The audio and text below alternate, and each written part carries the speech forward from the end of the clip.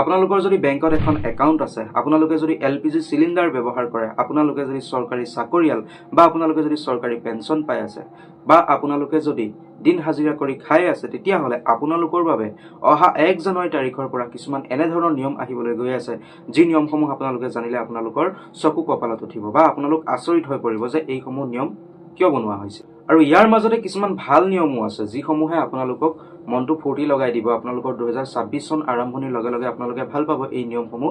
চৰকাৰে কিছুমান এনেধৰণৰ নিয়মো আপোনালোকৰ বাবে আনিছে। আৰু ইয়াৰ লগতে আপোনালোকে যদি বিভিন্ন চৰকাৰী আঁচনিসমূহৰ পইচা পায়, তেতিয়াহ'লে আপোনালোকৰ বাবেও কিছুমান নতুন নিয়ম হ'বলৈ গৈ আছে। এই নিয়মসমূহৰ বিষয়ে যদি জানিব বিচাৰে, তেতিয়াহ'লে ভিডিঅ'টো শেষলৈকে চাই থাকিব লাগিব।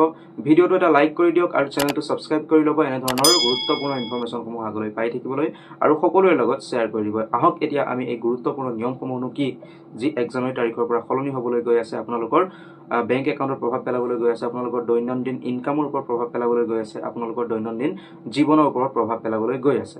এতিয়া আহক আমি নিয়মখিনি চাই লওঁ। আৰু প্ৰথম নিয়মটো আহিছে বেংকিং ছেক্টৰৰ ফালৰ পৰা। মানে যদি আপোনালোকৰ এখন বেংক একাউণ্ট আছে, তেতিয়াহ'লে আপোনালোকে নিশ্চয় এইটো কথা গম পায় যে আপোনালোকৰ সকলোৰে প্ৰত্যেকৰে এটা নিজা চিভিল স্ক'ৰ থাকে, মানে ক্ৰেডিট স্ক'ৰ থাকে। আৰু এই ক্ৰেডিট স্ক'ৰটো কি কাৰণত দৰকাৰ হয়, আপোনালোকে যদি লোনৰ বাবে এপ্লাই কৰে, বেংকত যদি আপুনি লোন বিচাৰি যায়, তেতিয়া আপোনালোকৰ ক্ৰেডিট স্ক'ৰটোৰ ওপৰত নিৰ্ভৰ কৰে আপোনালোকক বেংকে লোন দিব নে নাই। আৰু এই ক্ৰেডিট স্ক'ৰটো আগতে 15 দিন বা 20 দিন বা কিছুমান বেংকৰ এমাহৰ পাছত আপডেট হৈছিল। কিন্তু বৰ্তমান এতিয়াৰ পৰা এই স্ক'ৰটো সপ্তাহে আপোনালোকৰ আপডেট হৈ থাকিব। আৰু এই বস্তুটোৱে আপোনালোকক বহুত ভাল কিছুমান সুবিধা দিব, কাৰণ সপ্তাহে যেতিয়া ক্ৰেডিট স্ক'ৰটো আপডেট হ'ব, তেতিয়া আপোনালোকৰ বেংক একাউণ্টটো মানে আপগ্ৰেড হৈ থাকিব। আৰু আপোনালোকে যদি আপোনালোকৰ ক্ৰেডিট স্ক'ৰটো ভাল কৰি ৰাখে, তেতিয়াহ'লে আপোনালোকে বেংক একাউণ্টৰ জৰিয়তে আপোনালোকে বেংকত লোনৰ বাবে আবেদন কৰিব পাৰিব। আৰু এই ক্ৰেডিট স্ক'ৰটো ভাল কৰি ৰাখিলে আপোনালোকে বিভিন্ন ধৰণৰ চৰকাৰী লোনসমূহৰ সুবিধাও প্ৰাপ্ত কৰিবলৈ পাৰিব। আগবাঢ়িছোঁ দ্বিতীয় গুৰুত্বপূৰ্ণ নিয়মটোৰ ফাললৈ। আপোনালোকৰ যদি আধাৰ কাৰ্ড আৰু পান কাৰ্ড আছে, তেতিয়াহ'লে আপোনালোকৰ বাবে এই নিয়মটো খুবেই গুৰুত্বপূৰ্ণ, কাৰণ আধাৰ আৰু পান কাৰ্ডক লৈ 1 জানুৱাৰীৰ পৰা এটা নতুন নিয়ম আহিবলৈ গৈ আছে, যিটো সকলোৰে ক্ষেত্ৰতে প্ৰযোজ্য হ'ব। আধাৰ কাৰ্ড আৰু পেন কাৰ্ড বৰ্তমান সময়ত আটাইতকৈ গুৰুত্বপূৰ্ণ দুটা ডকুমেণ্টছ।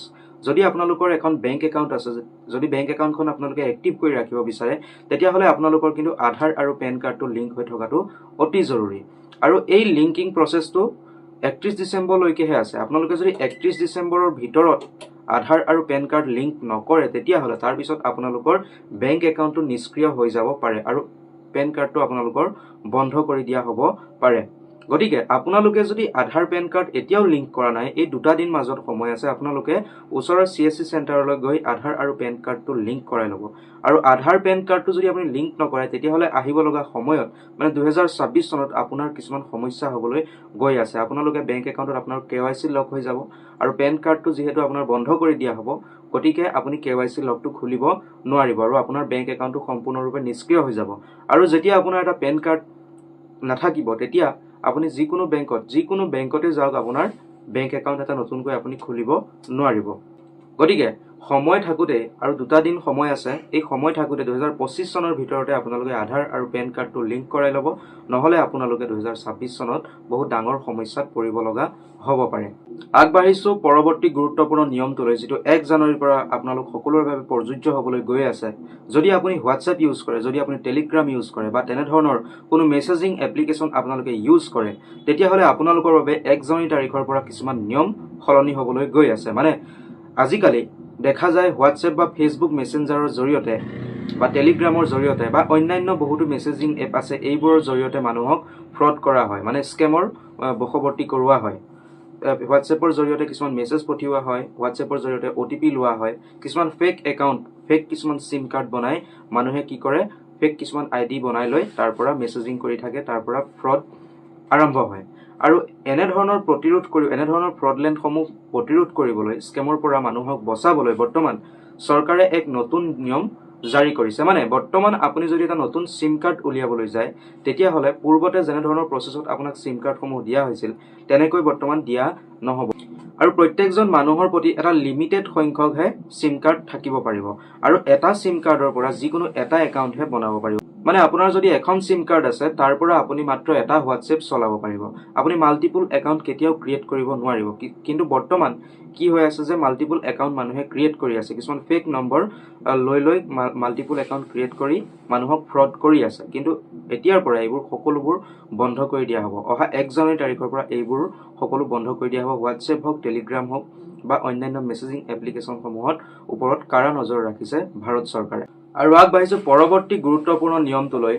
প্ৰত্যেকৰ ঘৰে ঘৰে বৰ্তমান ৰন্ধন গেছৰ চিলিণ্ডাৰ আছে আৰু 2 মাহ 3 মাহৰ মূৰে মূৰে ৰন্ধন গেছৰ চিলিণ্ডাৰ মানুহে কিনিবলগীয়া হয়। আৰু বৰ্তমান ৰন্ধন গেছ এটাৰ দাম বহুত বেছি বৃদ্ধি হৈ গৈছে। কিন্তু এটা ভাল খবৰ আছে যে 1 জানুৱাৰী তাৰিখৰ পৰা ৰন্ধন গেছৰ দাম কিছু হ্ৰাস হ'বলৈ গৈ আছে। যদি আপোনালোকেও ৰন্ধন গেছ ব্যৱহাৰ কৰে তেতিয়াহ'লে আপোনালোকৰ বাবেও এইটো খুব ভাল খবৰে বুলি ক'ব লাগিব। কিমান কমাব, কিমান দাম কমিব সেইটো এতিয়াও কনফাৰ্ম হোৱা নাই।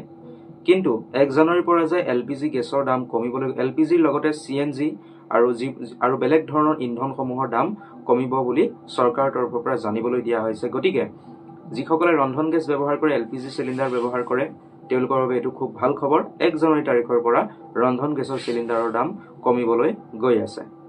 আৰু এইকেইটা আছিল কেইটামান গুৰুত্বপূৰ্ণ নিয়ম যিকেইটা আপোনালোকৰ সলনি হ'বলৈ গৈ আছে 1 জানুৱাৰী তাৰিখৰ পৰা। কিন্তু ইয়াৰ লগতে আৰু বহুকেইটা নিয়ম সলনি হ'বলৈ গৈ আছে। যেনেকৈ হওক বেংকৰ ফিক্সড ডিপজিট, তাৰ কিছুমান নিয়ম সলনি হ'বলৈ গৈ আছে। গাড়ীৰ দাম বৃদ্ধি হ'বলৈ গৈ আছে 1 জানুৱাৰী তাৰিখৰ পৰা। এনেধৰণৰ বহুতো কিছুমান নিয়ম নীতি আছে। কিন্তু এইসমূহ সাধাৰণ জনতাৰ ওপৰত ইমান হেঁচা নপৰিব। কিন্তু যিসকল ধনী ব্যক্তি আছে, যিসকল চাকৰিয়াল আছে, তেওঁলোকৰ জীৱনত হয়তো কিছু প্ৰভাৱ পেলাব পাৰে। কিন্তু আটাইতকৈ ডাঙৰ নিয়মখিনি মই আপোনালোকক কৈলো, যিখিনি আপোনালোকক ডাইৰেক্টলি প্ৰভাৱ পেলাব পাৰে। আৰু এনেধৰণৰ ভিডিঅ'সমূহ যদি আপোনালোকে চাই থাকিব বিচাৰে আমাৰ চেনেল যোগে, তেতিয়াহ'লে চেনেলটো ছাবস্ক্ৰাইব কৰি ল'ব, ভিডিঅ'টো এটা লাইক কৰি দিব আৰু সকলোৰে লগত শ্বেয়াৰ কৰি দিব।